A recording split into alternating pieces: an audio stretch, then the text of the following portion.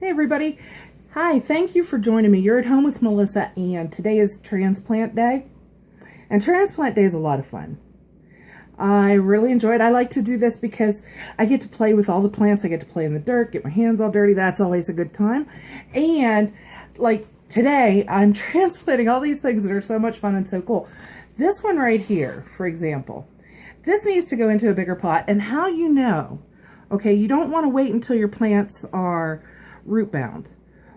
I'll show you. This one's just about where you want it to be. I'm trying to be careful here. There are shoots growing out to transplant it. So you can see how the bottom has a lot of roots. They still have some give to them though, and the sides still have some space. So this isn't completely root bound, but it does have roots at the bottom and they're starting to take over the outside of the pot. So it really has expanded to fill the whole pot. And at this point, you want to transplant your plants.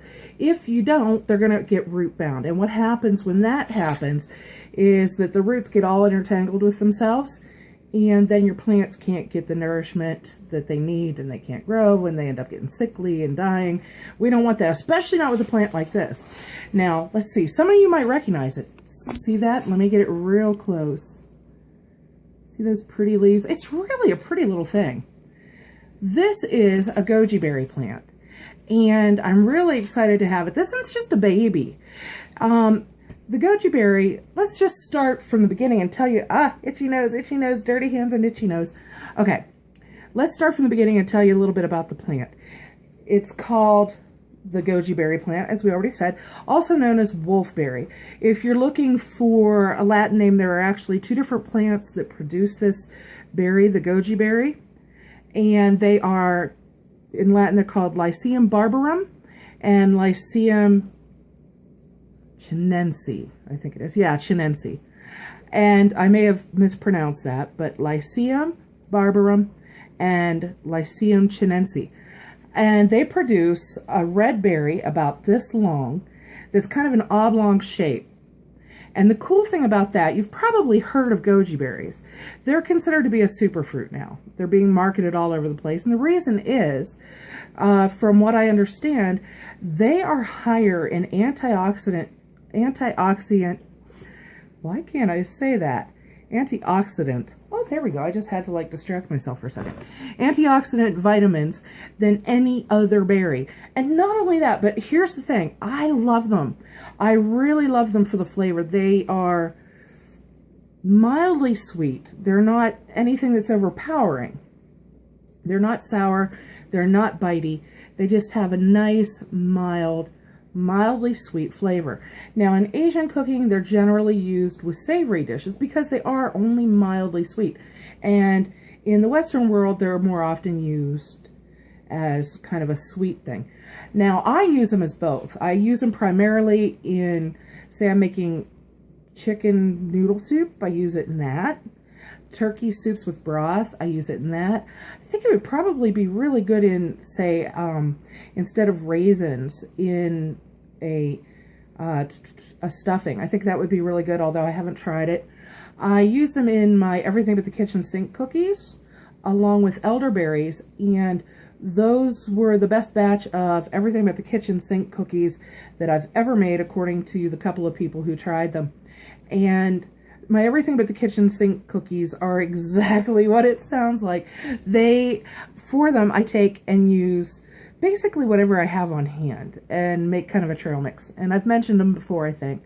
But the best batch ever, I think I mentioned them when I talked about elderberries, because the best batch I ever made contained elderberries and goji berries. Really yummy. Really, really, really yummy.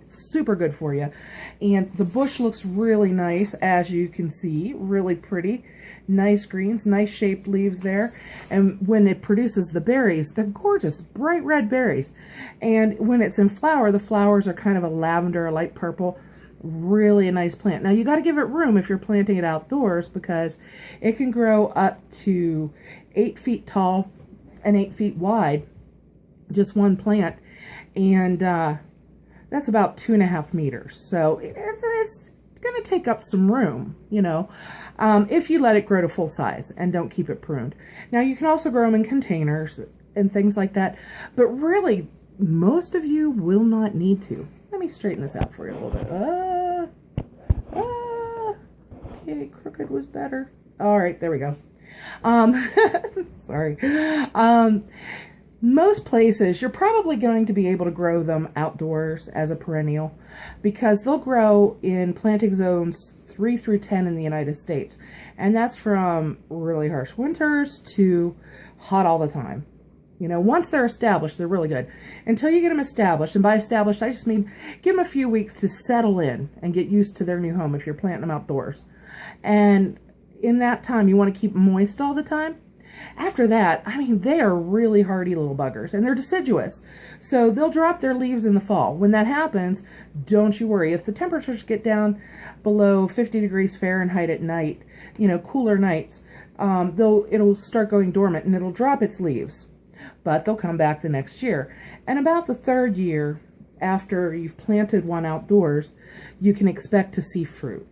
In a container, you might get fruit more quickly, but you're not going to get it to grow as big, which could be a good thing or a bad thing, depending on what you're after. Now, I intend to grow a lot of them outdoors because I do love the berry so much. I really, really do. So I intend to have a lot of these growing. But this one right here needs to be transplanted, so I'm going to do that. And I figured since I had it out, I better tell you about it, because why would you want to miss out on something that's that neat, you know?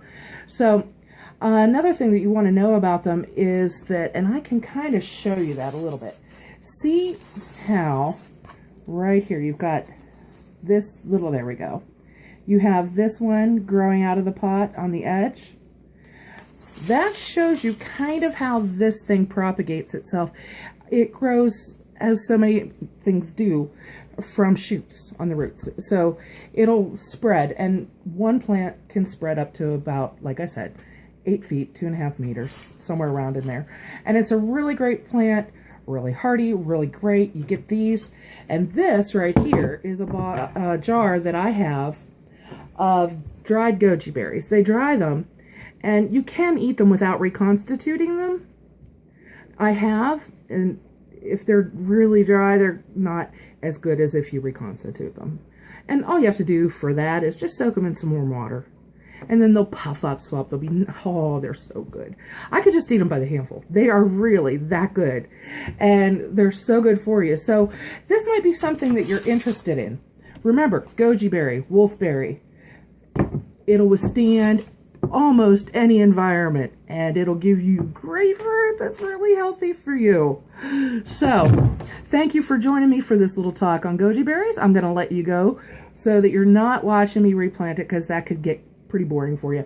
But something to remember when you're transplanting plants, and this bears repeating often, although I quite often forget to mention it.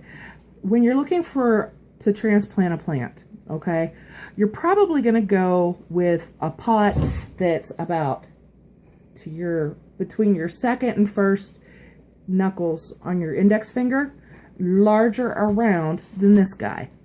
And the reason is you want to give the roots room to grow, but you don't want them to grow over a long distance and grow out to the edge of a pot and have all this extra space inside when you go to transplant it the next time. It just makes it a little bit easier, keeps it compact. It also helps you save on watering and helps you save on space, because then all the roots are concentrated in the smallest area they can be while maintaining the health of the plant. So that's your little transplant tip and your information on your gojis, and I hope that you enjoyed it and that you join me again soon. Thanks a lot, guys. Bye-bye.